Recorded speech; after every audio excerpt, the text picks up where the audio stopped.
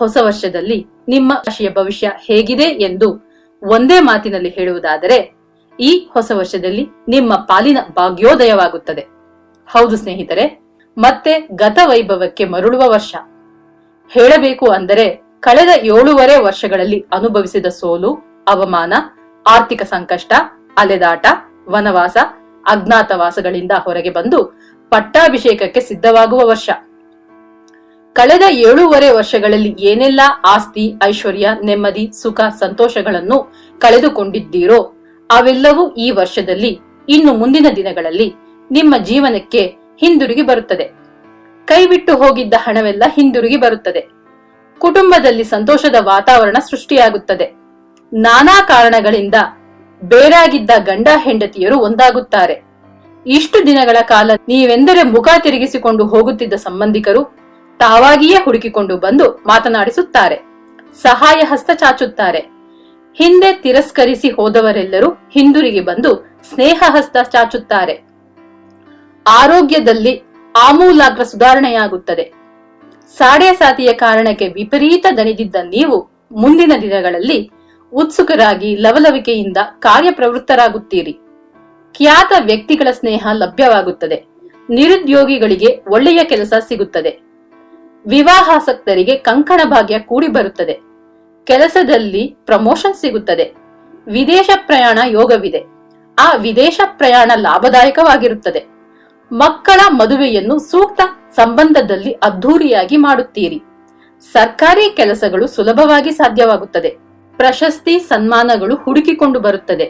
ನಿಮ್ಮಿಂದ ಸಾಲ ತೆಗೆದುಕೊಂಡು ಸತಾಯಿಸುತ್ತಿದ್ದವರು, ನಿಮಗೆ ಮೋಸ ಮಾಡಲೆಂದೇ ಹಣವನ್ನು ತೆಗೆದುಕೊಂಡು ಹೋದವರು ತಾವಾಗಿಯೇ ಹಣವನ್ನು ಹಿಂದಿರುಗಿಸುತ್ತಾರೆ. ನಿಮ್ಮ ಜೀವನದ ದಿಕ್ಕನ್ನೇ ಬದಲಿಸುವಂತಹ ಮಹಾತ್ಮರೊಬ್ಬರು ಭೇಟಿಯಾಗುತ್ತದೆ. ಅವರ ಮಾರ್ಗದರ್ಶನದಿಂದ ಬದುಕಿನ ಮುಂದಿನ ದಾರಿ, ಗುರಿಗಳೆಲ್ಲವೂ ಸುಗಮವಾಗುತ್ತದೆ. ಜುಲೈ ಮಾಸದಲ್ಲಿ ದಿಢೀರ್ ಪ್ರಯಾಣಗಳು, ದಿಢೀರ್ ಖರ್ಚುಗಳು ಮಾಡಬೇಕಾಗುತ್ತದೆ. ವ್ಯಾಪಾರಿಗಳು ಸಾಕಷ್ಟು ಲಾಭ ಮಾಡುತ್ತೀರಿ. ಜೊತೆಗೆ ನಿಮ್ಮ ವ್ಯವಹಾರವನ್ನು ದೊಡ್ಡದಾಗಿ ವಿಸ್ತರಿಸುತ್ತೀರಿ. ಗೌರವಯುತ ಪದವಿಗಳಿಗೆ ಆಯ್ಕೆಯಾಗುತ್ತೀರಿ. ಮನೆ ಕಟ್ಟುತ್ತೀರಿ. ಅರ್ಧ ಕಟ್ಟಿದ ಮನೆಯನ್ನು ಪೂರ್ತಿ ಮಾಡುತ್ತೀರಿ. ಇಷ್ಟು ದಿನಗಳು ಬಾಡಿಗೆ ಮನೆಯಲ್ಲಿದ್ದವರು ಸ್ವಂತ ಮನೆಗೆ ಗೃಹ ಪ್ರವೇಶ ಮಾಡುತ್ತೀರಿ. ಸಣ್ಣ ಪುಟ್ಟ ಚಿಂತೆಗಳು ಬಂದು ಹೋಗುತ್ತವೆ. ಕಹಿ ಘಟನೆಗಳು ಘಟಿಸಿ ಮರೆಯಾಗುತ್ತವೆ. ಯಾರೊಂದಿಗೂ ವಿನಾಕಾರಣ ವಾಗ್ವಾದ ಬೇಡ. ವಾದಗಳಿಂದ ಯಾರ ಅಭಿಪ್ರಾಯವನ್ನು ಬದಲಾಯಿಸಲಾಗುವುದಿಲ್ಲ ಎಂಬ ಸತ್ಯವನ್ನು ಅರ್ಥ ಮಾಡಿಕೊಂಡು ವಾದಿಸುವವರಿಂದ ದೂರ ಉಳಿಯುವಿರಿ. ಇಲ್ಲಿ ತನಕ ಚಿಲ್ಲರೆ ವ್ಯಾಪಾರ ಮಾಡುತ್ತಿದ್ದವರು ಇನ್ನು ಮುಂದೆ ಸಗಟು ವ್ಯಾಪಾರಿಗಳಾಗುವಿರಿ. ಉದ್ಯೋಗದಲ್ಲಿ ನಿಮ್ಮ ದುಡಿಮೆಗೆ ಅಂಗೀಕಾರ, ಗೌರವಗಳು ಸಿಗುತ್ತವೆ. ಮೇಲಧಿಕಾರಿಗಳು ಮನಸ್ಥಿತಿಯನ್ನು ಅರ್ಥ ಮಾಡಿಕೊಂಡು ಅದಕ್ಕೆ ತಕ್ಕ ಹಾಗೆ ಕಾರ್ಯೋನ್ಮುಖರಾಗುವಿರಿ. ನಿರೀಕ್ಷಿಸಿದ ಸಂಬಳ ಹೆಚ್ಚಳ, ಪದವಿ ಬಡ್ತಿ ಎಲ್ಲವೂ ಸಿಗುತ್ತದೆ. ಮದುವೆಯಾಗದ ಹೆಣ್ಣು ಮಕ್ಕಳಿಗೆ ಮದುವೆಯ ಮಾತುಕತೆ ಸಫಲವಾಗುತ್ತದೆ. ನೇರ ಸಂದರ್ಶನಗಳಲ್ಲಿ ಜಯಗಳಿಸಿ ಹೊಸ ಕೆಲಸಗಳನ್ನು ಗಳಿಸುವಿರಿ. ವಿದ್ಯಾರ್ಥಿನಿಯರಿಗೆ ನೆನಪಿನ ಶಕ್ತಿ ಹೆಚ್ಚಾಗುತ್ತದೆ. ಓದಿನಲ್ಲಿನ ಅಲಕ್ಷ್ಯ ಹೋಗಿ ಲಕ್ಷ್ಯ ಹೆಚ್ಚಾಗಿ ಹೆಚ್ಚುವರಿ ಅಂಕಗಳನ್ನು ಗಳಿಸುತ್ತಾರೆ. ಕಲಾವಿದರಿಗೆ ವೃತ್ತಿಯಲ್ಲಿದ್ದ ಪೈಪೋಟಿ ಕಡಿಮೆಯಾಗುತ್ತದೆ.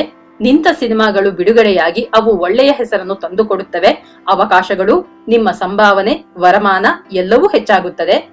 ಪರಿಹಾರ: ಕೃತಿಕೆಯ ದಿನ ಸುಬ್ರಹ್ಮಣ್ಯ ದೇವರ ದರ್ಶನ ಮಾಡಿ ಪ್ರಾರ್ಥಿಸುತ್ತಾ ಬನ್ನಿ. ಸಕಲ ಸೌಭಾಗ್ಯಗಳು ಲಭಿಸುತ್ತದೆ. ಶುಭವಾಗಲಿ.